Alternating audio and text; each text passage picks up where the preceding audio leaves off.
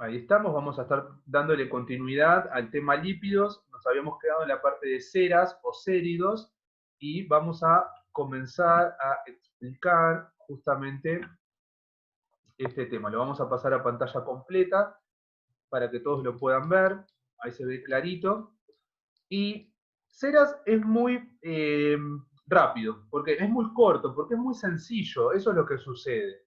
Acá dice que las ceras se esterifican. Nosotros ya habíamos charlado de estas reacciones de esterificación, que son justamente las que se dan entre un alcohol y un ácido carboxílico. En este caso nosotros sabemos que los ácidos grasos son ácidos carboxílicos y que necesitamos un alcohol de cadena larga para que suceda la esterificación para una cera. Para un triglicérido, en cambio, no necesitamos. Teníamos el glicerol, ¿bien? Que es un trialcohol, y necesitamos los ácidos grasos. Así es como sucede la esterificación en un triglicérido. En cambio, en una cera tiene que ser un alcohol de cadena larga y número de carbonos par. Fíjense que acá dice 1-triacontanol. El 1-triacontanol es un alcohol de 30 carbonos, pero no es cualquier alcohol, sino que el grupo alcohol tiene que estar siempre en el carbono número 1. Bien, tiene que estar en el carbono número 1. Y acá tenemos el ácido palmítico, que este es conocido porque aparece en un montón de cosas que hemos charlado anteriormente y aparece también en los ejercicios que tenían ustedes que hacer. El ácido palmítico es un ácido que tiene 16 carbonos y fíjense que es insaturado, porque acá no se observa ninguna insaturación. O sea, es un ácido saturado, no tiene dobles enlaces, tiene todos enlaces simples. Bueno, esto, el ácido palmítico, cuando se une al 1-triacontanol, forma las ceras que las abejas utilizan para fabricar los panales. Bien, o sea que las ceras tienen una función estructural, como habíamos visto al inicio, al comienzo de la diapositiva, que habíamos charlado justamente de que, ¿por qué aparecía la imagen de un panal de abejas? Bueno, porque las ceras, o sea que es un lípido, la cera es un lípido, eh, aparecen en los panales de las abejas, dándole sostén justamente al lugar donde viven.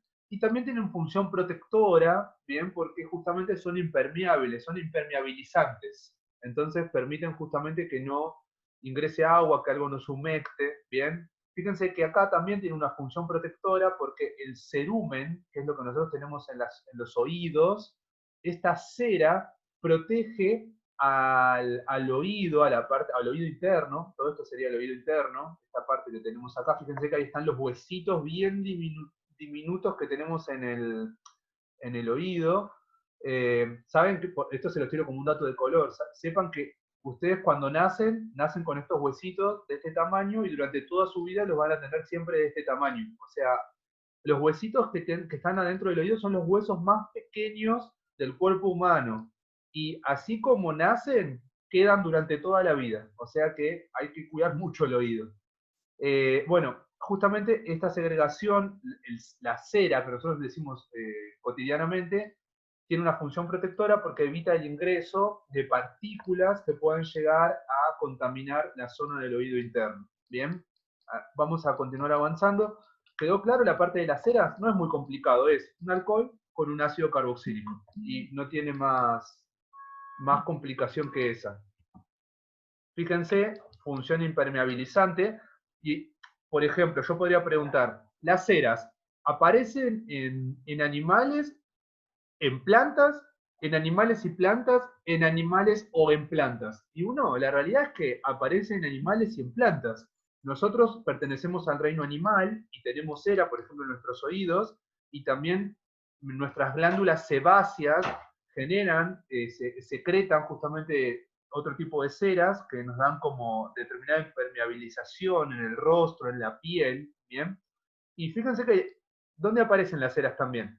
En las aves que son semiacuáticas, como por ejemplo pueden ser patos, gansos, cisnes, gallinas que son acuáticas, ¿bien? Todo lo que sean animales zancudos, acá nosotros tenemos el ejemplo de la utilización de ceras como impermeabilizantes. Y acá, por ejemplo, lo podemos ver, esta imagen es la que aparecía al comienzo de la presentación de la diapositiva. Tenemos acá que también impermeabiliza hojas, impermeabiliza frutos, justamente para evitar la putrefacción o la descomposición de los mismos. ¿Bien? Bueno, acá tenemos un caso muy puntual, esto solamente lo menciono, lo voy a pasar rápidamente.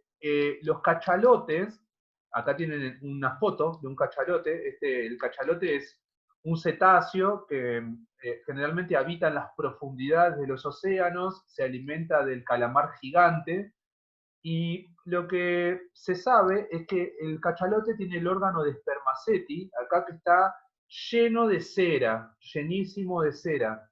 Tiene palmitato de cetilo, bien, es la cera de Spermaceti, ese es el nombre que recibe comúnmente, y esa cera le permite justamente al cachalote nadar, o sea, subir, ascender o descender en función de si esa cera pasa de estado sólido o de estado líquido, o sea, la hace como más densa o menos densa. Recuerden que justamente los estados de la materia, en el estado sólido las cosas se vuelven más densas, en el estado líquido se vuelven menos densas. Entonces, bueno, fíjense que acá lo ponen justamente cerca de la superficie porque por el efecto de la radiación solar, esa cera se empieza a volver más sólida y le permite, le facilita al animal justamente permanecer en la superficie sin tanto esfuerzo. Si el animal se va hacia lo profundo, esto se va a solidificar, y cuando se solidifica, le permite también, sin tanto esfuerzo, permanecer en la parte más profunda del océano. ¿Bien? Bueno, voy pasando. Y acá nos empezamos a meter con lípidos que están asociados a los fosfatos. Y habíamos charlado ya nosotros de los fosfatos. Yo se los había mencionado en la clase anterior, así que no me voy a detener en eso. Si llega a surgir alguna duda, igual de todos modos ustedes me tienen que preguntar, me consultan. Acá, si ustedes son buenos observadores, eso que nosotros tenemos ahí es ni más ni menos que la estructura del glicerol. Ahí yo la marqué con un color para que la puedan ver. Y acá lo que nosotros tendríamos sería justamente un oxígeno que era del grupo alcohol y del grupo alcohol que pertenece al glicerol. ¿Bien?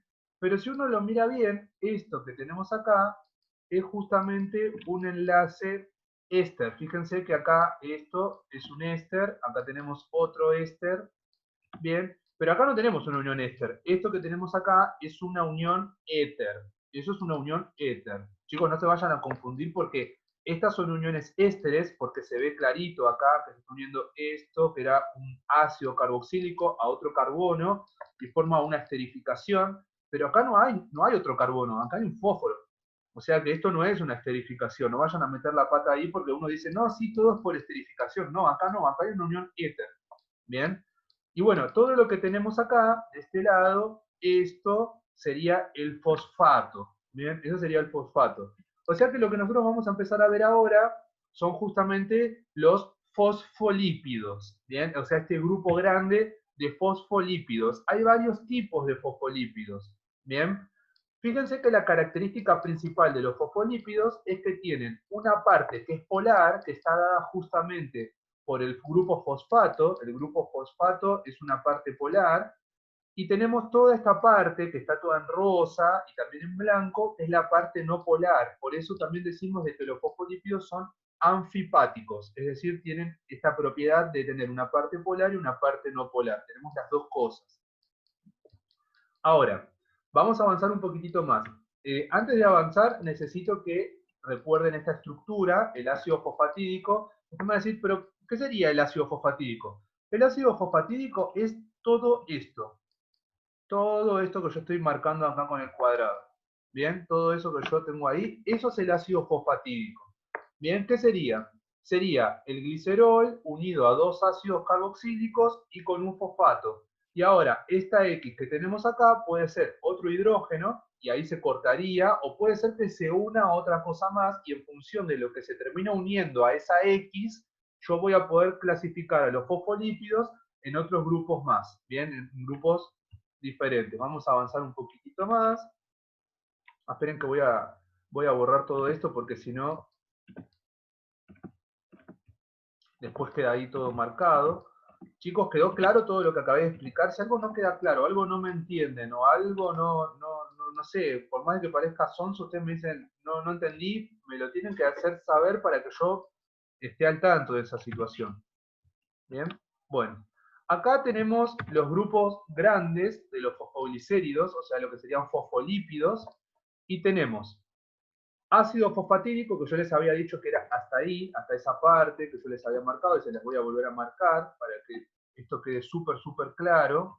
Sería todo esto hasta acá, esto sería el ácido fosfatídico, bien, tenemos todo esto, y acá, esta partecita, que le vamos a poner otro colorcito, esta partecita que está acá, es lo que se está uniendo, que era la X. Y fíjense, la X puede ser eso, la X puede ser esto, la X puede ser esta cosa gigantesca que estoy escribiendo ahí, o la X puede ser todo esto. Cuando yo digo todo esto, ¿a qué me estoy refiriendo? A la etanolamina, a la colina, y usted me va a decir, profe, todos esos nombres me los tengo que saber. No, para eso tenés la tabla, para eso tenés esta presentación de PowerPoint que te está escribiendo los nombres. Acá tenemos esto, bien, lo que sí tienen que saber hacer son las estructuras, pero las estructuras ya se las está dando. Y si ustedes son buenos observadores, se van a encontrar que se están uniendo a través de los grupos alcohol que tenemos acá, es decir, ¿qué cosa se puede unir al fosfato, es decir, al oxígeno del fosfato que yo tengo acá? Se pueden unir alcoholes. La etanolamina tiene un alcohol acá, que ya lo marqué. La colina tiene un alcohol ahí, que ya lo marqué. Fíjense que se está uniendo por ese alcohol ahí.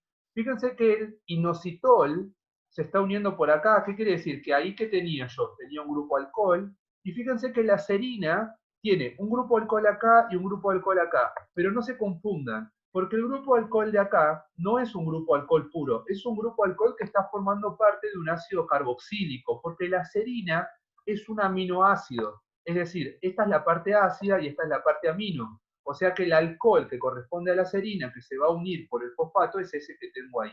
Y ahí yo les marqué todos los puntos de unión para que ustedes los tengan claro cuando tengan que hacer la estructura, por ejemplo, de la etanolamina unida a un ácido fosfatídico, ya tengan una idea, ya tengan explicado por dónde es que está sucediendo justamente las uniones. ¿Bien?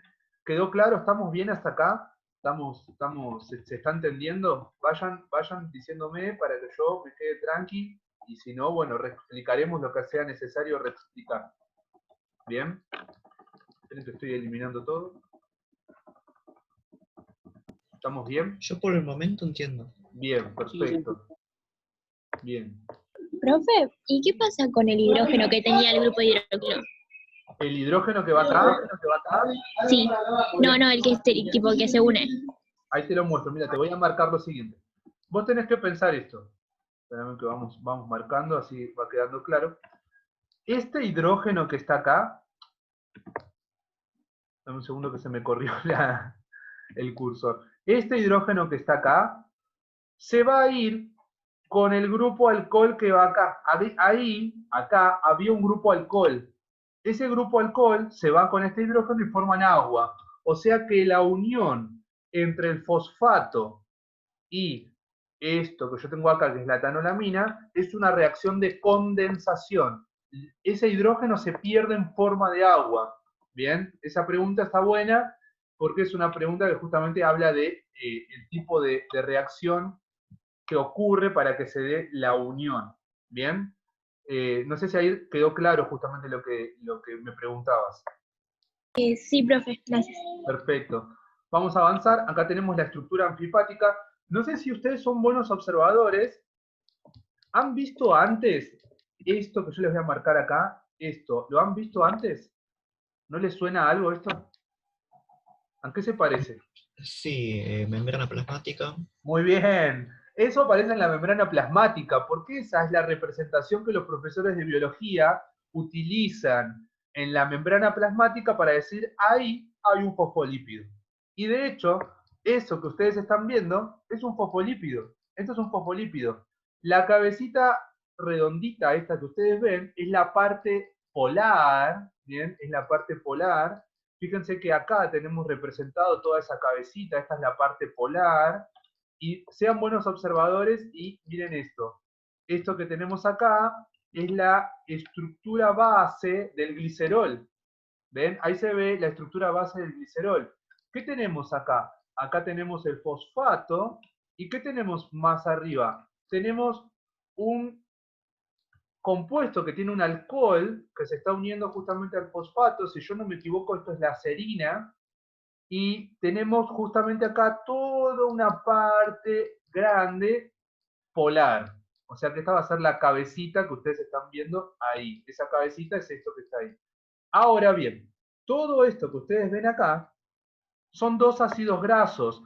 Probablemente, probablemente no, acá ya lo está diciendo, ahí tenemos uno que es insaturado, por eso se dobla la patita, o sea, muy probablemente sea un cis, no es un trans, sea un cis. Y acá tenemos un ácido graso que es saturado, ven que es recto. Bueno, y ahí tenemos justamente la otra parte, que serían las patitas que ustedes ven. Bueno, esta es la representación que hacen los profes de biología para utilizar en lo que sería la membrana plasmática, la representación de la membrana plasmática. Bien, ya sabemos, esto se le dice, si bien es anfipático, esto es polar, esto es no polar, a esto se le dice hidrofílico y a esto se lo dice hidrofóbico. Pregunta, ya que ahí Elian me tiró el tema de que le parecía el tema de la membrana plasmática. Vieron que la membrana plasmática lo que hace es separar la parte externa de la parte interna de la célula. O sea, separa el exterior del interior. Las cabecitas que son hidrofílicas, ¿hacia dónde apuntarían? ¿Hacia adentro o hacia afuera en la membrana plasmática? Hacia afuera. Hacia afuera, ¿por qué? Me acuerdo del dibujo, pero no me acuerdo bien el por qué. Profe, no es A ver. porque los dos están en medio acuoso, entonces tiene que haber una separación que sea apolar y que Claro. no se pueda juntar con agua. Exacto, perfecto, está perfecto. De hecho, la cabecita polar tiene que mirar hacia afuera porque va a tener afinidad por el agua, por eso es hidrofílica, y la colita, que es hidrofóbica, se va a mirar hacia adentro y ahí justamente es lo que permite la separación, porque hay ver toda como una pared, entre comillas, un muro, una pared que es hidrofóbico, no permite que el agua pueda pasar bien por ahí. Igual recuerden que esta membrana, la membrana es semipermeable. El agua pasa por ahí, pasa por ósmosis, que es otro fenómeno. Nosotros no vamos a poner a charlar de eso, pero ustedes tuvieron biología y uno de los fenómenos de transporte de la membrana es justamente la ósmosis, que permite que las partículas de agua la atraviesen por diferencia de presión. Bien, bueno, vamos a seguir avanzando con otro tipo de fosfolípidos. Tenemos un grupo que se llaman esfingolípidos. Recién los que estábamos viendo, lo que teníamos acá eran los fosfoglicéridos. Fosfoglicéridos, ¿por qué? Porque serían prácticamente como un acilglicérido, pero en uno de los carbonos tiene un fosfato. Lo tiene siempre en el último carbono, el fosfato. En los otros dos hay ácidos grasos. Acá, si hubiera también un ácido graso, sería un triglicérido, pero no lo hay un fosfato, por eso se lo llama fosfoglicérido. Acá tenemos esfingolípidos. Para poder hablar de los esfingolípidos, tenemos que tener en cuenta estas dos estructuras, las estructuras de la esfingosina y de la ceramida.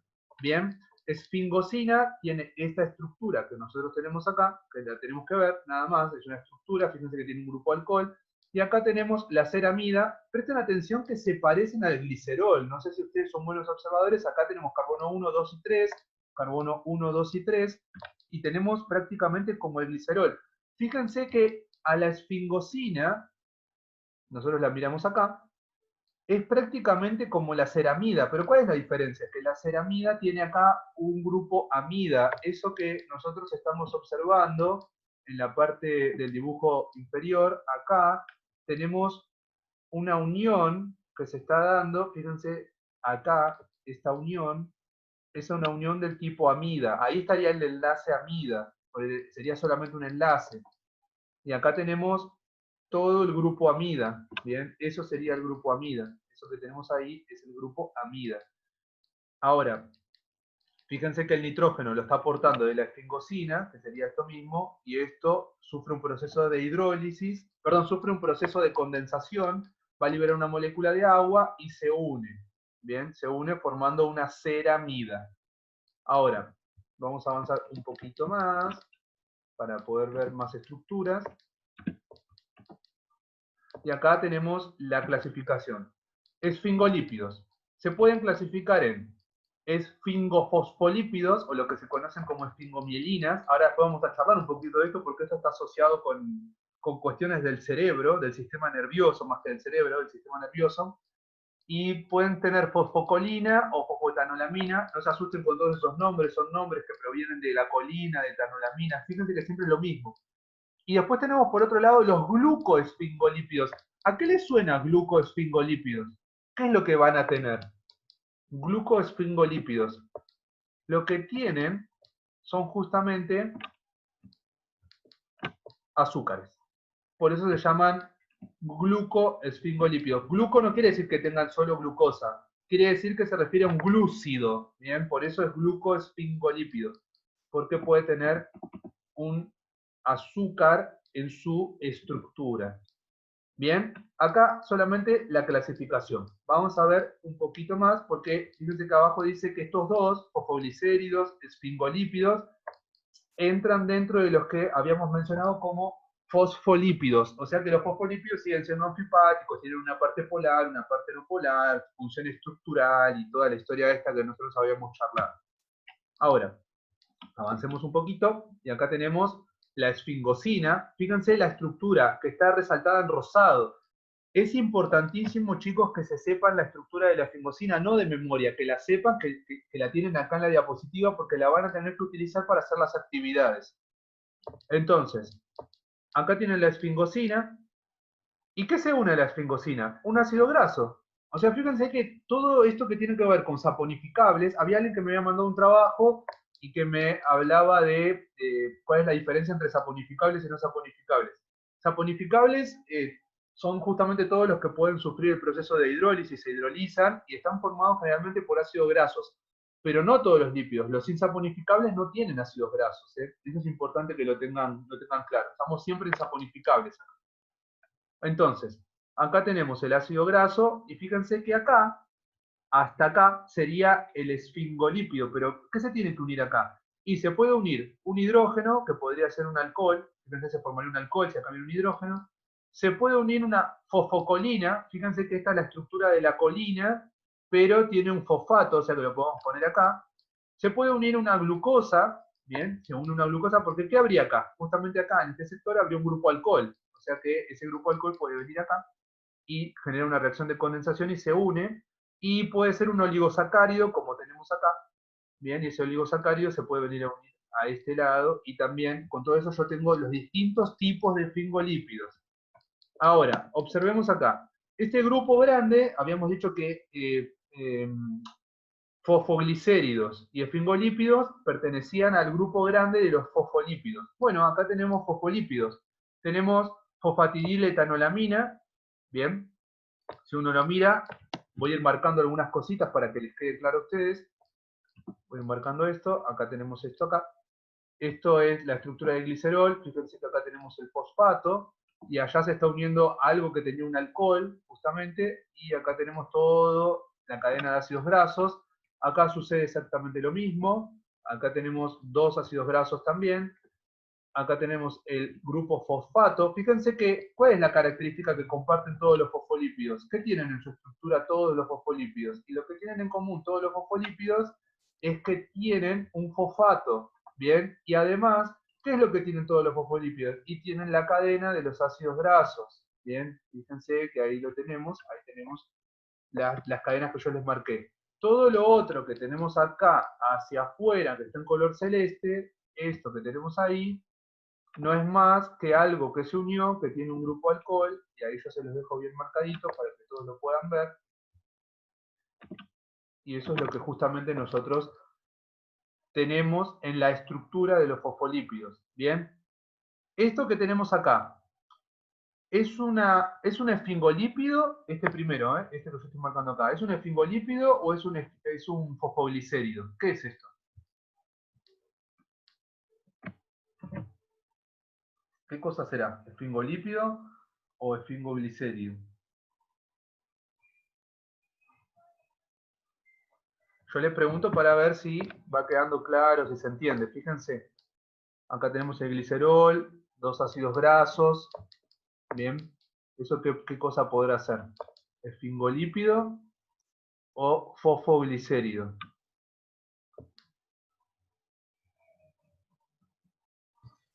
Yo diría fosfoglicéridos, pero no sé Es un bien. fosfoglicérido, es un fosfoglicérido. Por el fósforo y... Exacto, porque tiene el fosfato acá y tiene acá algo que tenía un grupo alcohol. Esto es etanolamina, en realidad. Claro. Acá. Bien, se unió. Y acá tenemos 2 ácidos grasos nada más. Acá lo tenemos con la serina. Fíjense que esto también es un fosfoglicérido. Pero estos que tenemos, este que tenemos acá, ¿qué será? Este tercero. El tercero que tenemos acá, ¿fosfoglicérido o esfingolípido? Está fácil para darse cuenta. Este solo es un esfingolípido. Y la pregunta es, ¿cuál es la diferencia entre este y estos 3 anteriores? Porque este es un fosfoglicérido también. ¿Cuál es la diferencia entre el último y los 3? Supongo que el hidróxido que tiene ahí, el grupo hidróxido. Yo les voy a marcar, ahí como dice Elian, nosotros tenemos esto. Esperen que se los marco con otro colorcito. Tenemos esto que no está en los anteriores, o sea que ahí ya me da un indicio de que esto probablemente sea un esfingolípido. ¿Y qué otra cosa me da el indicio? Eso que tenemos ahí que les estoy marcando, que es la unión amida. Tenemos una unión amida ahí. Entonces ahí me da a pensar de que eso es un esfingolípido, no es un fosfoglicérido. ¿Se entendió? Porque van a tener que clasificar después ustedes. En algún momento, cuando tengan que hacer el trabajo con respecto a esto, yo les voy a dar una serie de estructuras y les voy a decir, bueno, clasifíquelas. Acá tiene todos estos lípidos, clasifíquelos. Y bueno, para clasificarlos, tengo que encontrar los puntos para decir, esto lo diferencia de esto es esto es tal cosa, esto es tal lo otro. Bien. ¿Se entendió? ¿Quedó claro? ¿Puedo continuar? Sí. ¿Estamos bien? Listo. Después igual esto lo van a volver a ver, seguramente queda todo grabado y ustedes lo chusmean. Vamos a continuar. Acá lo que les iba a decir, lo de las esfingomielinas, es importante. Esto vamos a tocar algunos temas importantes y después vamos a hacer un recreíto, cortamos y nos volvemos a reconectar para darle un cierre. Tenemos que pensar en lo siguiente. Las esfingomielinas están asociadas.